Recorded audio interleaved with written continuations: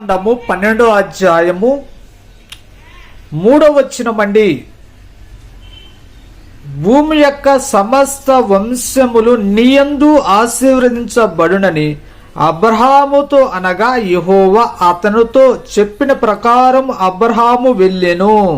చేసిన దేవుడు నమ్మదగిన దేవుడు అండి. వాగ్దానాలు ఆయన పదే పదే జ్ఞాపకం చేసుకునే దేవుడు. అబ్రహాముతో చెప్పాడు, అబ్రహామా నేను నిన్ను ఆశీర్వదిస్తాను, భూలోక వంశములన్నీ నీ ద్వారా ఆశీర్వదించబడతాయని అబ్రహాముతో వాగ్దానం చేసిన దేవుడు. అబ్రహాముతో వాగ్దానం చేసిన దేవుడు మర్చిపోయే దేవుడు కాదు. ఆ వాగ్దానాన్ని అబ్రహాము జీవితంలో నెరవేర్చిన శక్తిమంతుడండి. వాగ్దానం చేసిన దేవుడు నమ్మదగిన దేవుడు.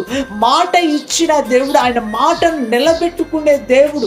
ఆయన మాట ఇస్తే ఆ మాట కార్యం జరిగి తిరిగి వస్తుందండి. ఖాళీగా ఆయన మాట అనేది రాదు.